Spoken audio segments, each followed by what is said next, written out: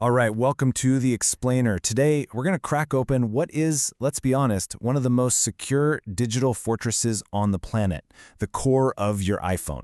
We're going to see how one single, incredibly clever vulnerability can basically hand an attacker the keys to the entire kingdom. So how do you break into a fortress that's been designed from the ground up to keep people like you out? Well, the answer is actually kind of surprising and super elegant. It's the secret behind a really powerful class of iOS kernel exploits that, for years, were practically unstoppable. Yeah, you don't need to go in with a battering ram. You just need to find a key that someone accidentally left in the lock. And that, right there, is the story of the KFD exploits and a really critical type of vulnerability known as a physical use after free. Okay, so to really get this, we've got to start with the basics, the blueprints of the system. We need to understand how an iPhone organizes its memory, because trust me, everything else builds on this. So every single app on your phone, and the kernel itself, it's kind of living in two worlds at once when it comes to memory. First, you have the illusion. That's virtual memory. It looks like a perfect, orderly list of addresses. But then, there's the reality of physical memory, which is where the data is actually physically scattered all over the hardware chips. It's messy. So how does the system bridge that gap, right, from the neat, tidy illusion to the messy reality? It uses something called page tables. You can think of these as the kernel's master address book.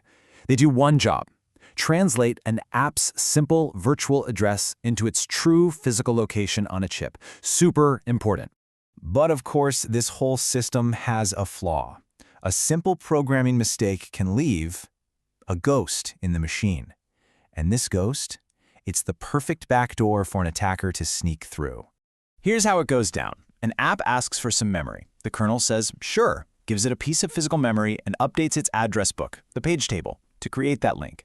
Now, when the app is finished with it, it tells the kernel it's done. The kernel does the right thing and marks that physical memory as free. But, and this is the absolute kicker, it forgets to erase the original entry in the address book.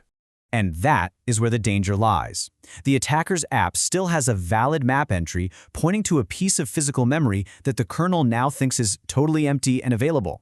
So if the kernel decides to place some of its own secret data there, well, the attacker now has this secret window, a little peephole, to read and even change it. Okay, so the attacker has this dangling pointer, right? This access to a totally random piece of memory.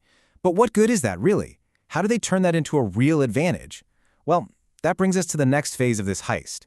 Think of it like this. They've got a key, but it's to some random empty room in a massive hotel.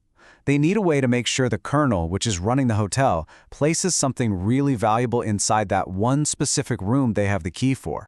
Well, the solution is this really clever, kind of brute force technique called a heap spray. Instead of trying to aim for one tiny spot, the attacker just floods the whole system with so many objects that one is practically guaranteed to land on their target. So here's the game plan. You basically tell the kernel, hey, I need you to create thousands and thousands of this specific object called an IOSurface. These things are perfect targets. They're big, they're complex, and you can create tons of them right from a normal app. Then, in each one, the attacker hides a secret code, a unique magic value. After that, it's simple. They just scan their ghost memory until that magic value pops up. Once it does, boom, they've hit the jackpot. And I mean, we're not just talking about a few of these. We're talking tens of thousands of these objects, just sprayed all across the kernel's memory space. All of that just to guarantee that one of them lands in the exact physical spot the attacker can secretly access. All right, so they've done it. They've found their object. They now have an inside agent living in kernel memory that they can control from their app. Now it's time to use that agent to forge the master key. See this special IOSurface object they've captured. It's full of these little internal signposts, right? Pointers to tell it where its own data is located. And since the attacker controls the very memory where this object lives, they can change where those signposts are pointing. So they just reach in, change where one of those signposts is pointing, make a totally normal system call, and poof, they've tricked the system into reading data from anywhere they want in the kernel. Then they do it again with a second pointer, make another call, and now they've tricked the system into writing data anywhere they want. And just like that, they have the ultimate power, kernel read and kernel write. And that, my friends, is the holy grail for any attacker. It's called arbitrary kernel read/write. With this, you can read any secret, change any setting, bypass any security feature. You have total, complete control over the entire device. You own it. But of course, the story doesn't end there. As you can probably imagine, every time there's a great heist, the people who build the vaults get busy upgrading their security, and Apple is absolutely no exception. So Apple responded with stronger and stronger defenses. First, they came out with something called the Page Protection Layer, or PPL, which tried to guard those all-important page tables. It was a good first step, but it wasn't a silver bullet. Attackers eventually found ways around it. More recently, though, on their newer chips, Apple introduced the Secure Page Table Monitor, or SPTM. SPTM, though, man, that was a targeted knockout blow. It enforces one simple, absolutely unbreakable rule. A page of physical memory that was once used by a normal app can never, ever be given to the kernel to use. It just completely breaks the fundamental logic of this entire attack. So what you're seeing here is that classic cat and mouse game that is security.